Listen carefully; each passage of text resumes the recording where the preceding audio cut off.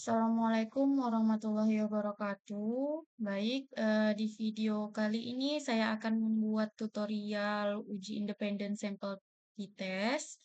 Nah, bagaimana caranya? Langsung saja kita menuju kepada tutorial. Nah, sebelum itu mari kita baca terlebih dahulu. Ini ada file yang sudah saya buat, uji independen sampel t-test. Dengan sini saya mengambil judul efektivitas media cetak dan media interaktif terhadap peningkatan hasil belajar matematika siswa. Nah, di sini untuk rumusan masalahnya yaitu yang pertama, apakah penggunaan media cetak berpengaruh terhadap peningkatan hasil belajar matematika siswa? Dan yang kedua, apakah penggunaan media interaktif berpengaruh terhadap peningkatan hasil belajar matematika siswa? Yang ketiga, apakah terdapat perbedaan hasil belajar yang signifikan antara siswa yang belajar menggunakan media cetak dan media interaktif pada mata pelajaran matematika? Untuk hipotesisnya yaitu untuk H0 atau hipotesis awal, tidak ada perbedaan antara hasil belajar matematika siswa yang menggunakan media cetak dan media pembelajaran interaktif. Dan HA atau hipotesis alternatifnya ada perbedaan antara hasil belajar matematika siswa yang menggunakan media cetak dan media interaktif. Jenis penelitian kuasi eksperimen. Nah, di sini kita menggunakan uji independen sampel t-test. Perlu diketahui untuk teman-teman bahwa ketika kita ingin menguji suatu data atau penelitian kita, nah, kita menggunakan ujinya itu tidak berpatokan pada harus menggunakan uji ini dan sebagainya. Nah, ya, tapi berpatokan kepada rumusan masalah. Sebenarnya apa yang ingin kita ketahui dari data yang kita kumpulkan dari responden itu gitu. Nah, untuk itu, untuk menjawab rumusan masalah yang pertama, apakah penggunaan media cetak berpengaruh terhadap peningkatan hasil belajar matematika siswa? Ini kita menggunakan uji Pirate Sample T-Test untuk melihat perbandingan antara sebelum penggunaan dan sesudah penggunaan dan sesudah tes gitu ya. Ada post-test dan pre-test. Nah, di sini saya sudah punya 2 data. Nah, yang pertama ini bentuknya, sudah saya kelompokkan 1, 2, 3, dan 4. Nah, di sini di variable view kita bisa lihat, di sini ada value-nya ya. Satu itu pretest cetak, kedua post-test cetak, ketiga, post-test maaf ini bukan bernyanyi, ini interaktif. Oke, kemudian ini juga yang ini.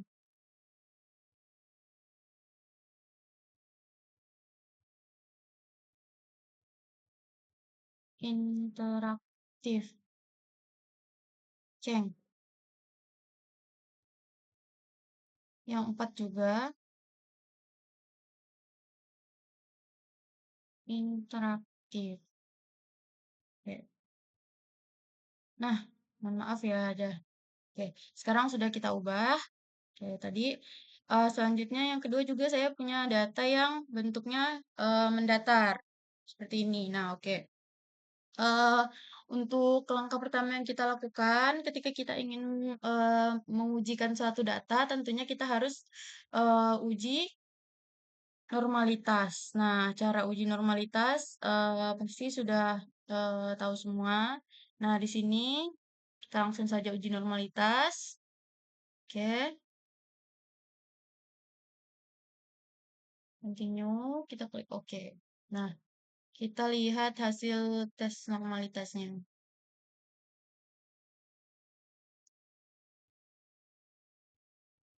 Nah, ini test of normality. Nah, data yang kita gunakan itu berjumlah 30 sehingga kita melihat hasil Sapir-Whorf. Nah, di sini kita lihat semuanya di atas 0,05 berarti dapat kita simpulkan bahwa apa? Bahwa data kita berdistribusi normal atau memenuhi syarat untuk uji independen, untuk uji analisis parametrik. Nah, yang kedua, kemudian kita uji homogeneity atau homogen. Jadi kita di sini pilih analyze, compare means, one way ANOVA. Nah, ini dependent list-nya hasil kemampuan dan faktornya kelompok, kelompok yang sudah kita bagi tadi. Di sini di option jangan lupa kita centang homogeneity of variance test, kemudian klik continue dan klik OK. Kita lihat hasil homogeneity-nya semuanya di atas 0,05 juga. Nah, jadi sehingga data yang kita gunakan ini bersifat homogen. Nah, tadi data kita berdistribusi normal dan kemudian data kita bersifat homogen. Selanjutnya kita bisa melihat uji Pirate Sample T-test-nya. Nah, di sini kita pakai ini. Kita menggunakan data yang berbentuk seperti ini.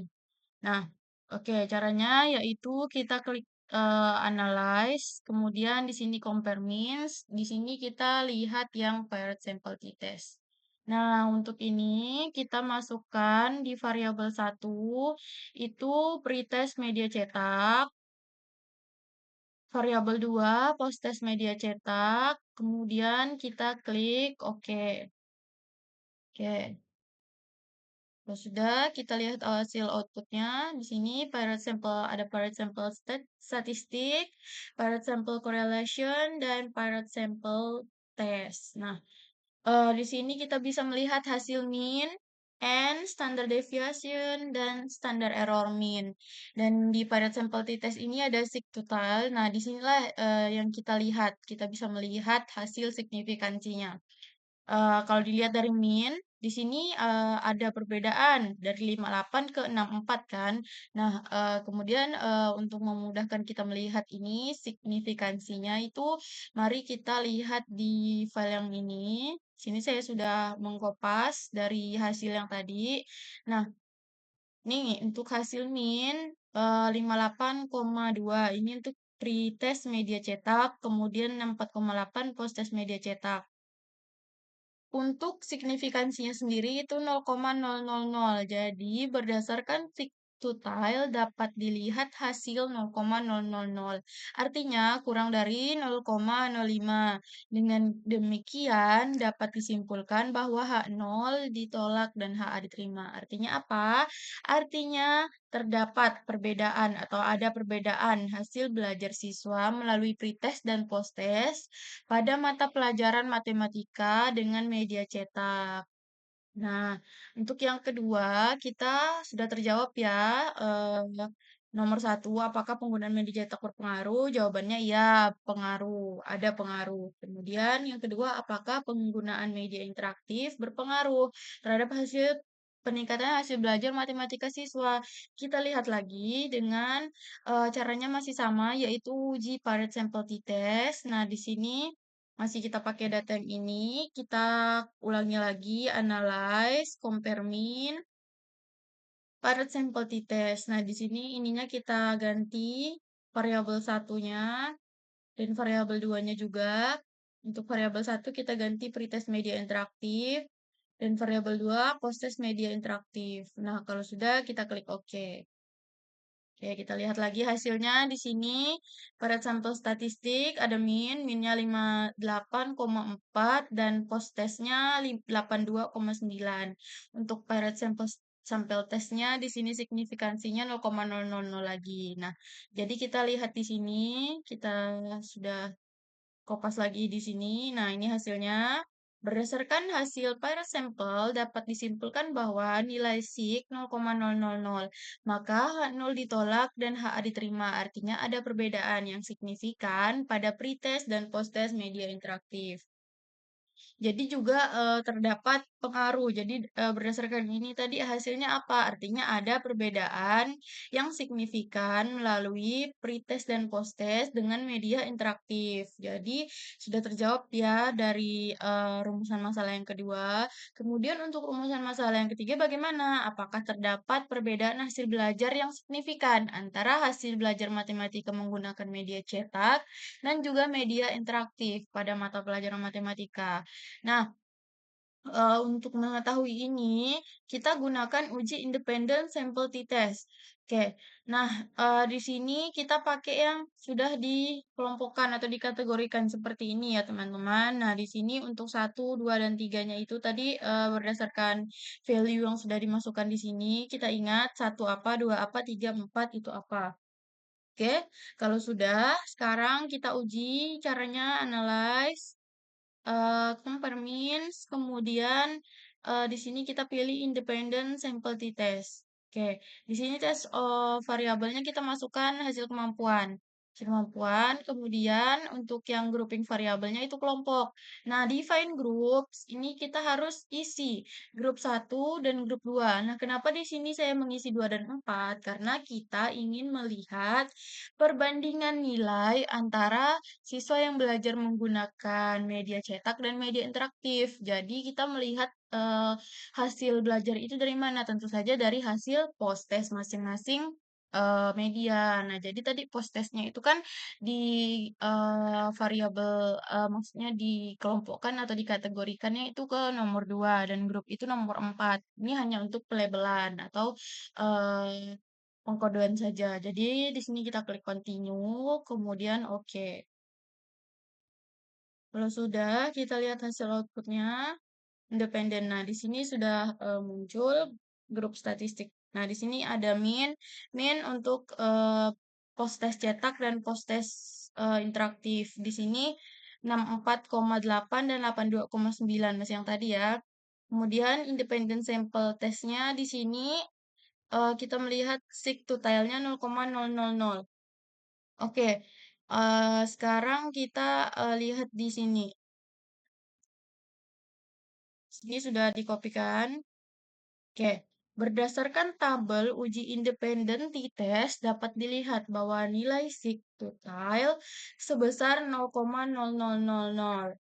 Maka hipotesis A diterima dan H 0 ditolak. Dengan demikian, terdapat perbedaan secara signifikan pada post-test hasil belajar dengan media cetak dengan minnya sebesar kita lihat tadi di sini 64,8 dan media interaktif minnya 82,9. Oke, artinya apa? Terdapat perbedaan hasil belajar matematika antara yang menggunakan media cetak dan media interaktif.